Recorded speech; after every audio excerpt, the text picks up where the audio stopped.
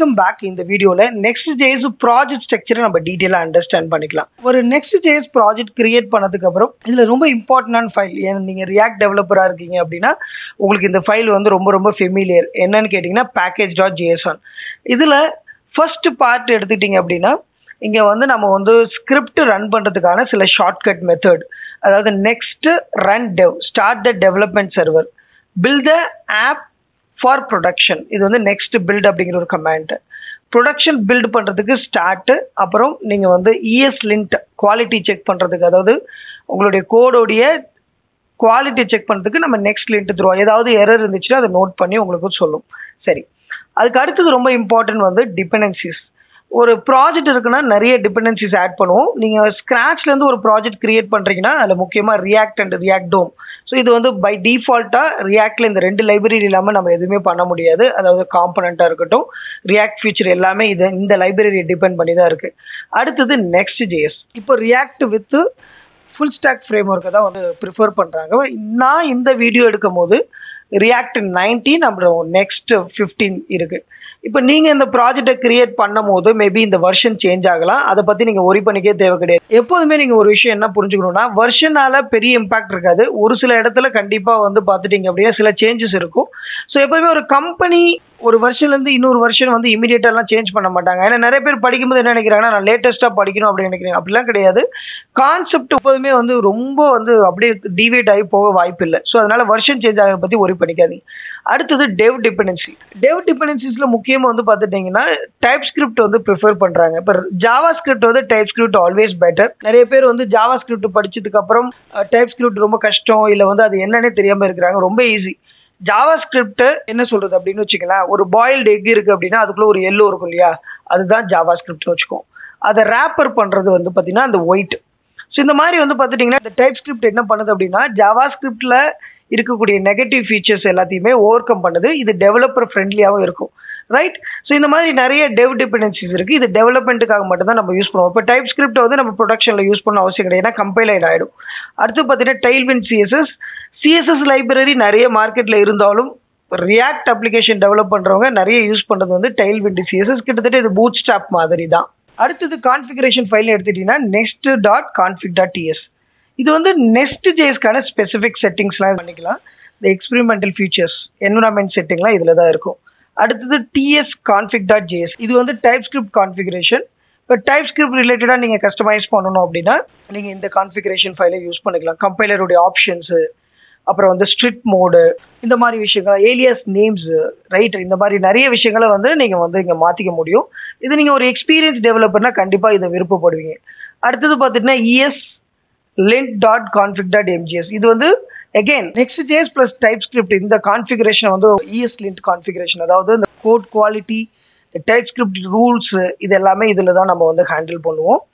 அடுத்தது post css.config.file. இது வந்து Tailwind CSS வந்து கான்ஃபிகர் பண்ணுறதுக்கு ரொம்ப ரொம்ப ஹெல்ப்ஃபுல்லாக இருக்கும். இதில் கோயிங் ஃபார்வர்ட் நம்ம வந்து ஒரு ப்ராஜெக்டாக டிஸ்கஸ் பண்ணும்போது பார்க்கலாம். இந்த மாதிரி ஃபைல்ஸ் நிறையவே இருக்குது. Tailwind config TSS பொறுத்த வரைக்கும் இந்த கலர்ஸு, தீம்ஸு, இந்த வேரியன்ட்ஸ், இது எல்லாத்தையும் நம்ம கான்ஃபிகர் பண்ணிக்க முடியும். யூனிக்காக இருக்கும் எங்கள் எல்லா இடத்துலையுமே, ரைட்? ஸோ இந்த மாதிரியான எல்லா ஃபீச்சர்ஸும் இருக்குது. இப்போ உங்களுக்கு ரெண்டு விஷயம் சொல்ல போகிறேன். முக்கியமாக என்ன அப்படின்னா ப்ராஜெக்ட் ஸ்ட்ரக்சர் அண்ட் ஆர்கனைசேஷன் அப்படின்னு சொல்லிட்டு Next.js டாக்குமெண்டேஷன். இது ரொம்ப இம்பார்ட்டன்ட். ஏன்னா இந்த டாக்குமெண்டேஷனை கம்ப்ளீட்டாக நான் வந்து ஒரே ஒரு வீடியோவில் உங்களால் கோத்ரூ பண்ண முடியாது. நம்மளுடைய கம்ப்ளீட் டியூட்டோரியல் சீரீஸை நீங்கள் வந்து 1 by 1 நீங்கள் பார்க்கணும். ஸோ இதில் பொறுத்த வரைக்கும் என்ன அப்படின்னா இந்த ஃபோல்டர்ஸுங்கிறது ரொம்ப ரொம்ப இம்பார்ட்டன்ட். ஏன்னா இங்கே வந்து நீங்கள் நேவிகேஷன் சொல்லக்கூடிய இந்த ரவுட்டிங் கான்செப்டே ஆட்டோமேட்டடாக இருக்கும். அந்த ஆட்டோமேட்டட் ஃபீச்சர்ஸ்க்கு பார்த்துட்டிங்க அப்படின்னா ரொம்ப ரொம்ப இம்பார்ட்டன்ட் இந்த ஃபோல்டர் ஸ்ட்ரக்சர் தான். ஸோ இந்த ஃபோல்டர் ஸ்ட்ரக்சரை ஆப்பு, பேஜஸ், பப்ளிக்னு நிறைய பிரிக்கிறாங்க. இப்போ நம்மளுடைய ஃபோல்டர் ஸ்ட்ரக்சரில் பப்ளிக் இருக்குது. பப்ளிக் டைரக்டரி நீங்கள் எடுத்துட்டிங்கன்னா இதில் ஸ்டாட்டிக் அசெட்ஸ், அதாவது இமேஜஸ்ஸு, ஃபாண்ட்ஸு, ஐகான், இதெல்லாமே நம்ம வந்து இதில் மேனேஜ் பண்ணுவோம். அடுத்தது வந்து ரொம்ப இம்பார்ட்டண்டான ஒரு ஃபைல் அப்படின்னா சோர்ஸ் டைரக்டரி தான். இந்த சோர்ஸ் டைரக்டரிக்குள்ளே ஆப், இந்த ஆப்குள்ளே இப்போதைக்கு டிஃபால்ட்டாக பார்த்துட்டிங்க அப்படின்னா 2 ஃபைல் இருக்கும். ஒன்று வந்து லே அவுட்டு. இந்த லே அவுட் அப்படிங்கிறது இது வந்து ரூட் லேஅவுட் அப்படின்னு சொல்லுவாங்க. இதில் வந்து நீங்கள் நோட்டட் பாயிண்ட் என்ன அப்படின்னா இது வந்து அக்ராஸ் த அப்ளிகேஷன் இதில் இருக்கக்கூடிய மெட்டா இன்ஃபர்மேஷனாக இருக்கட்டும், இதுக்குள்ள கான்ஃபிகரேஷனாக இருக்கட்டும், இது எல்லா பேஜ்லையும் இமிடியேட் ஆகும். இதை வந்து ஃபர்ஸ்ட் வந்து இனிஷியலாக உங்களுக்கு புரியுற மாதிரி சொல்லணும்னா இப்போ நம்ம இங்கே பேஜ் லோட் பண்ணியிருக்கோம் இல்லையா, இதுதான் ஆக்சுவலாக வந்து நான் சர்வர் ரன் பண்ணியிருக்கேன், இதுதான் எனக்கு கிடைக்கக்கூடிய பேஜ். இது ஆக்சுவலி இந்த பேஜ் இன்ஃபர்மேஷன் எங்கே ஆக்சுவலாக டிசைன் பண்ணியிருக்காங்கன்னா page.txல. ஆனால் இதில் நீங்கள் நோட்டட் பாயிண்ட் என்னென்னா, நான் மவுஸ் ஓவர் பண்ணுறேன், கிரியேட் நெக்ஸ்ட் ஆப் இருக்குல்ல, இந்த கண்டென்ட் அதாவது இந்த பேஜ் டைட்டில் இந்த மெட்டா இன்ஃபர்மேஷன் எல்லாமே லே அவுட்டில் தான் இருக்குது. இப்போ நான் வேணால் அதை சேஞ்ச் பண்ணுறேன். இங்கே இருக்கு இல்லையா, இதை நான் வந்து மாணவன் லேர்ன் கோட் அப்படின்னு சேஞ்ச் பண்ணி, ஓகே இப்போ பார்த்துட்டிங்க அப்படின்னா உங்களுக்கு இங்கே சேஞ்ச் ஆகிடுச்சு பாருங்கள். ரைட். ஸோ இந்த மாதிரி நீங்கள் சேஞ்ச் பண்ணக்கூடிய இந்த மெட்டா இன்ஃபர்மேஷன் மல்டிபிள் பேஜில் இது ஷேர்ட் ஆகும். பேசிக்காக வந்து நம்ம ரியாக்டில் ப்ராப்ஸ் கான்செப்ட் படிப்போம். ஒரு காம்பனண்ட்லேருந்து இன்னொரு காம்பனண்ட்டுக்கு நம்ம டேட்டா என்ன பண்ணுவோம், ஷேர் பண்ணுவோம் இல்லையா, அதே கான்செப்ட் தான்.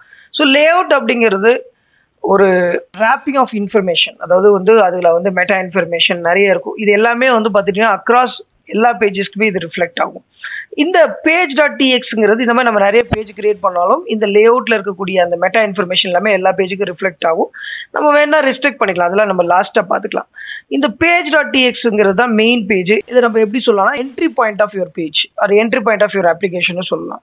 ஸோ இதுதான் நம்ம வந்து இந்த ப்ராஜெக்டை ரன் பண்ணும்போது கிடைக்கக்கூடிய டேட்டா. ரைட்டா? இப்போ இதை வந்து நீங்கள் இந்த ரிட்டர்னில் இருக்கக்கூடிய எல்லாத்தையும் நீங்கள் டெலீட் பண்ணிவிட்டு ஜஸ்ட் செக் பண்ணுறதுக்கு சொல்கிறேன். எல்லாத்தையுமே டெலீட் பண்ணுறேன். இப்போ பார்த்துட்டிங்கன்னா ரொம்ப சிம்பிளாக இருக்கு இல்லையா, ரைட்? சிம்பிளான காம்பனண்ட்டு.